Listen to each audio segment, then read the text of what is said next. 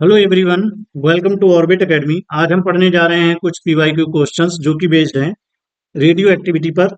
आज जो हम क्वेश्चंस करेंगे वह आए हुए हैं UPPSC lecturer, UPPSC polytechnic, UPPSC GDC और आरपीएससी में। तो चलते हैं क्वेश्चन नंबर 1 पर। In nuclear reaction the conservation of option A mass only, B energy only, C momentum only, D mass energy and momentum. तो हमारा डी ऑप्शन यहाँ पर करेक्ट होगा। किसी भी रिएक्शन में जो मास होता है वो कंजर्व होता है, एनर्जी भी कंजर्व रहती है, और जो मोमेंटम होता है न्यूक्लियर रिएक्शंस में यह भी जो है कंजर्व होता है। According to Einstein,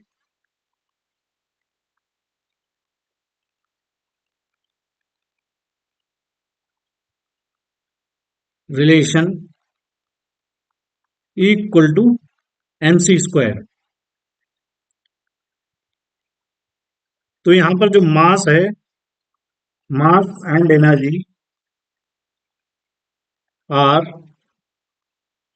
inter convertible, यानी मास को एनर्जी में बदल सकते हैं और एनर्जी को मास में। तो किसी भी रिएक्शन में, न्यूक्लियर रिएक्शन में, इन न्यूक्लियर रिएक्शन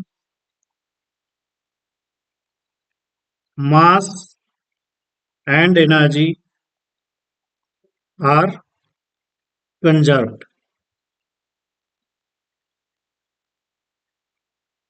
जो मोमेंटम होता है वो न्यूक्लियर रिएक्शन में कंजर्व होता है, क्योंकि किसी भी इंटरेक्शन में, कोई भी फिजिकल इंटरेक्शन हो, चाहे वो न्यूक्लियर हो, ग्रेविटेशनल हो, हमारा इलेक्ट्रोस्टैटिक हो, या फिर वीक इंटरेक्शन हो, तो उसमें जो मोमेंटम होता है कंजर्व होता है। Like all physical interaction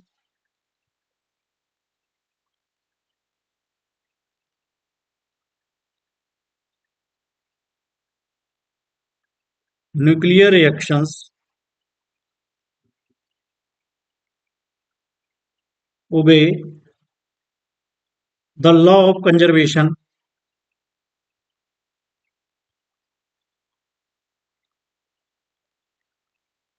of momentum।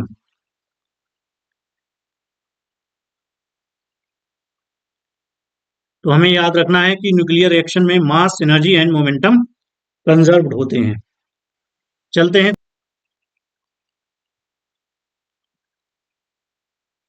Question number 2।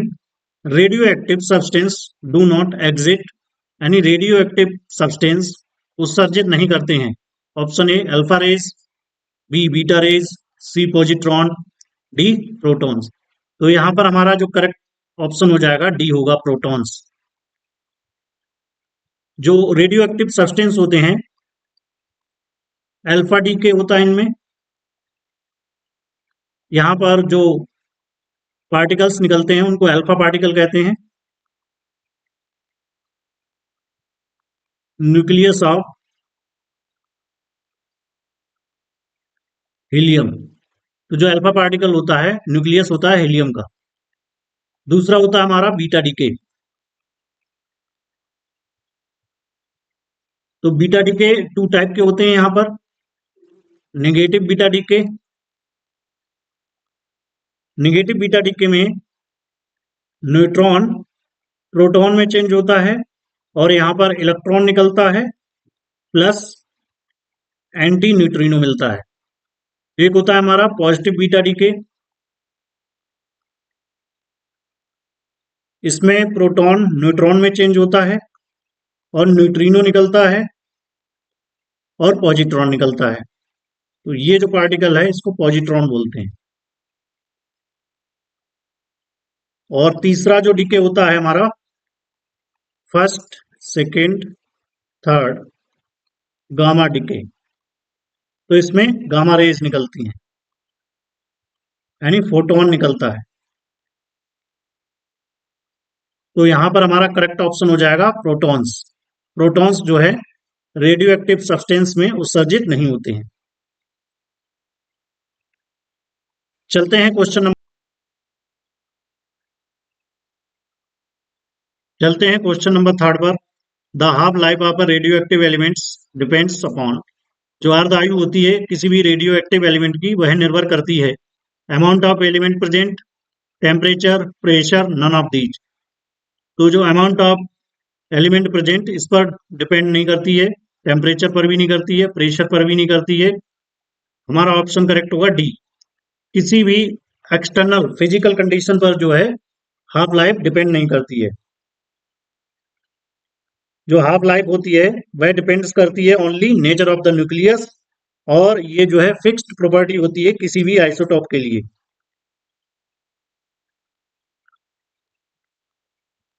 Half life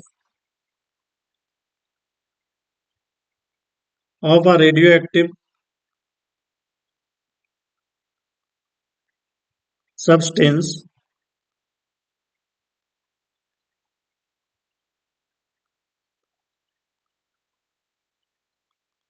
depends only on the nature of nucleus.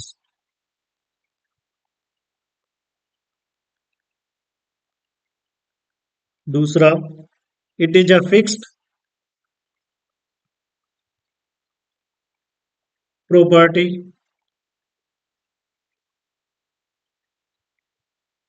Of that isotope.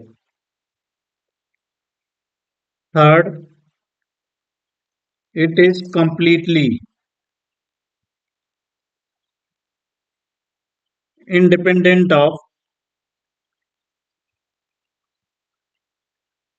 external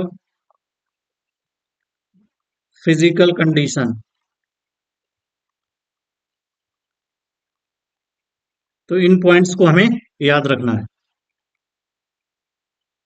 चलते हैं क्वेश्चन नंबर फोर्थ पर। Neutrino is emitted in option A alpha decay, beta decay, gamma decay, none of the above. तो हमारा correct option होगा B, beta decay. तो जो beta decay होता है, टू टाइप के होते हैं ये। पहला होता है हमारा negative beta decay. Negative beta decay में न्यूट्रॉन प्रोटॉन में कन्वर्ट होता है और यहाँ पर इलेक्ट्रॉन निकलता है प्लस एंटी न्यूट्रिनो मिलता है। दूसरा होता है हमारा पॉजिटिव बीटा डीके। इसमें प्रोटॉन न्यूट्रॉन में चेंज होता है, यहाँ पर पॉजिट्रॉन निकलता है प्लस न्यूट्रिनो मिलता है यहाँ पर हमें। तो जो neutrino is emitted in beta decay, option B correct होगा यहाँ पर हमारा।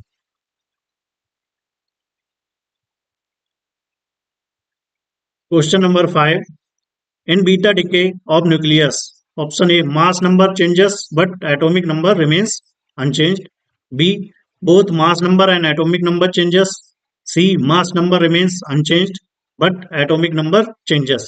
D none of the above। तो हमारा जो करेक्ट ऑप्शन होगा यहाँ पर सी होगा, यानी बीटा डीके में मास नंबर ए अनचेंज्ड रहता है, एटॉमिक नंबर जेड चेंज हो जाता है।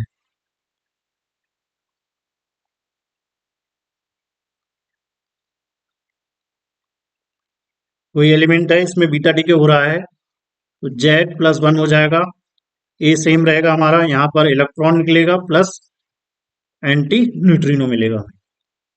तो इसको हमें ध्यान रखना है कि जो मास नंबर है वह अनचेंज्ड रहता है और एटॉमिक नंबर चेंज हो जाता है बीटा डीके में।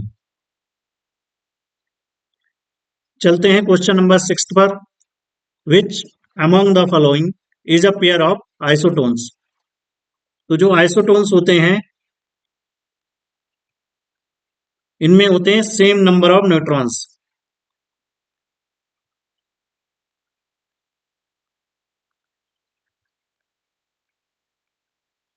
तो हमें याद रखना है जब आइसोटोन्स की बात होगी सेम नंबर ऑफ न्यूट्रॉन्स होंगे दो एलिमेंट में। तो यहाँ पर देखते हैं हमारा जो बी वाला ऑप्शन देखते हैं। ए है 23, एन ए 23 11, जेड है यहाँ पर 11, और एम जी में 24 12, तो यहाँ पर जेड है 12 और ए है 24। तो अगर यहाँ से न्यूट्रॉन निकालेंगे N A minus Z 23 minus 11 12 मिल जाएगा यहाँ से भी नंबर ऑफ न्यूट्रॉन्स 24 माइनस 12 12 मिल जाएगी। तो ये जो है क्या हो गए, आइसोटोन्स हो गए हमारे। ऑप्शन बी करेक्ट होगा यहाँ पर।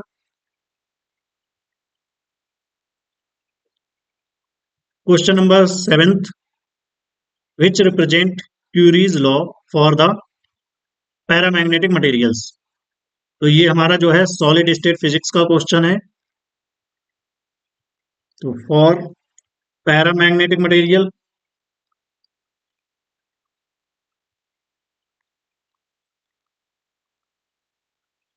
द ससेप्टिबिलिटी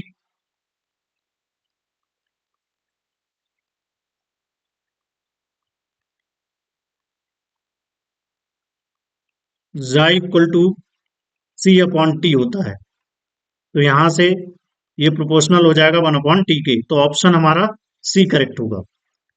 अगर यहीं पर फेरोमैग्नेटिक मटेरियल्स होता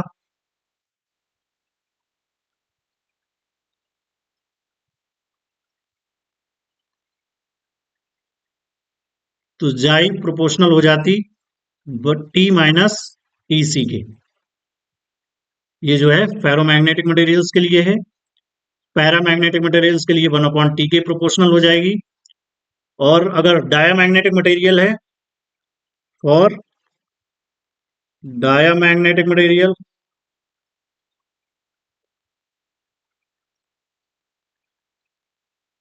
ससेप्टिबिलिटी इंडिपेंडेंट ऑफ टेम्परेचर होगी।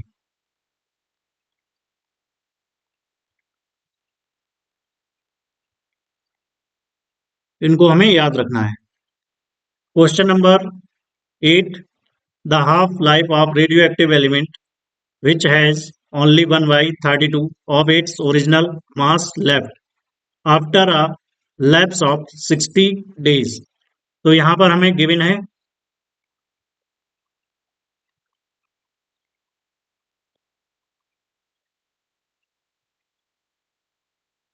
t equal to 60 days. हमें हाफ लाइफ यहां पर कैलकुलेट करना है। n अपॉन n नॉट हमें गिवन है 1/32। तो हम इस फार्मूले का यूज करेंगे n upon n not 1/2 T upon T half. तो यहां से मिल जाएगा 1/32 1/2 टी है 60, टी हाफ हो गया ये, डिवाइडेड बाई टी हाफ। तो 1/32 को हम लिख सकते हैं 1/2 की power 5, 60 divide by T half. तो यहाँ पर बेस सेम है तो पावर भी इक्वल होगी। यहाँ पर 5 इक्वल टू मिल जाएगा हमें 60 T half equal to 60 divide by 5। तो टी हाफ मिल जाएगा यहाँ पर 12 डेज। तो हमारा ऑप्शन ए करेक्ट हो जाएगा यहाँ पर।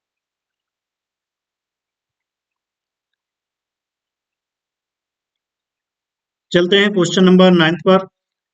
An alpha particle of energy 5 mega electron volt is scattered through 180 degree by a fixed uranium nucleus. The distance of the closest approach is। तो यहाँ पर हमें डिस्टेंस निकालनी है क्लोजेस्ट अप्रोच की। तो इसके लिए फार्मूला होता है, इसको हमें याद रखना है। फॉर हेड ऑन कोलिजन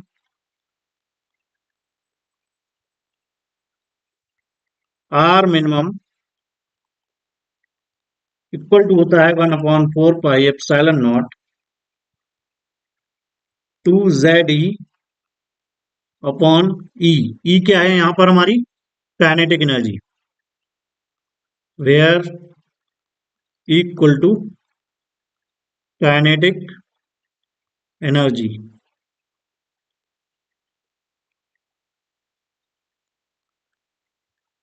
तो इसको हम और सिंप्लीफाई करते हैं फार्मूले को।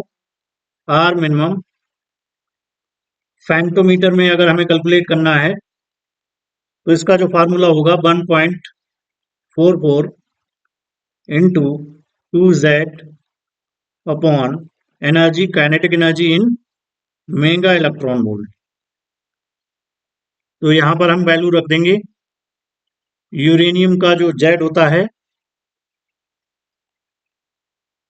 235, तो यहाँ से जेड मिल जाएगा 92, और ई हमें गिवन है एमईबी में 5 मेगा इलेक्ट्रॉन वोल्ट। तो 1.44 इंटू 2 इंटू 92 डिवाइड बाई 5, तो इसको हम कैलकुलेट करेंगे तो अब हमें मिल जाएगा 1.44 into 184 divide by 5, 264.96 divide by 5, ये हमें मिल जाएगा यहाँ पर 52.99 फेंटोमीटर।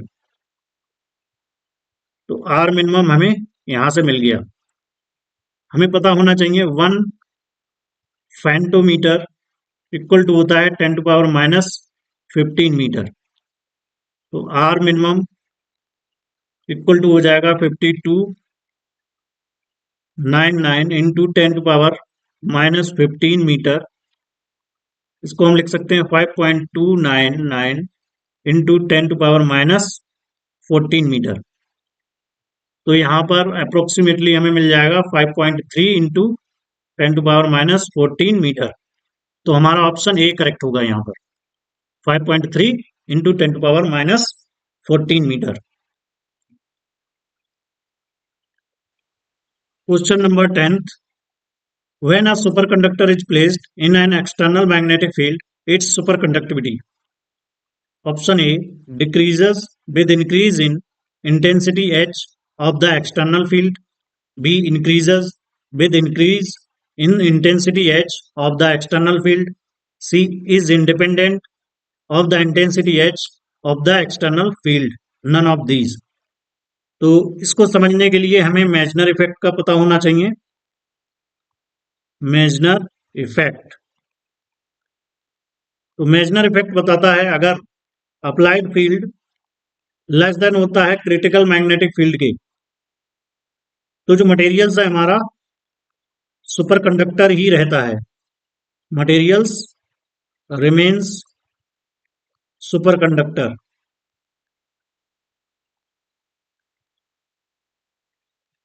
लेकिन जैसे ही जो अप्लाइड फील्ड होता है ग्रेटर देन होता है क्रिटिकल मैग्नेटिक फील्ड के, तो यहाँ पर जो सुपर कंडक्टिंग प्रॉपर्टी होती है वह डिस्ट्रॉय हो जाती है। सुपर कंडक्टिविटी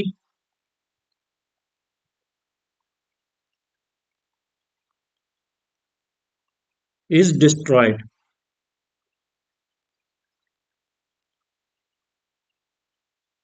एच सी हमारा इक्वल होता है critical magnetic field H naught 1 minus T upon T C square के। तो अगर मैं applied magnetic field critical magnetic field से कम है तो मटेरियल सुपरकंडक्टर रहेगा। अगर applied magnetic field critical magnetic field से अधिक हो गया तो यहाँ पर जो सुपर कंडक्टिविटी है वो डिस्ट्रॉय हो जाती है। तो इसका मतलब हमारा ऑप्शन ए करेक्ट होगा, decreases with increase in the intensity H of the external field. तो ये जो है सुपर कंडक्टर है। अगर यहाँ पर H less than H C है तो जो मैग्नेटिक फील्ड लाइंस होती हैं वो पेनेट्रेट नहीं करती हैं इसमें से, इस तरीके से बाहर निकल जाती हैं। लेकिन जैसे ही H greater than H C हुआ तो यहाँ पर जो मैग्नेटिक फील्ड लाइंस हैं पेनेट्रेट करना स्टार्ट कर देती हैं मटेरियल्स को, तो सुपर कंडक्टिविटी हमारी डिस्ट्रॉय हो जाती है यहाँ पर।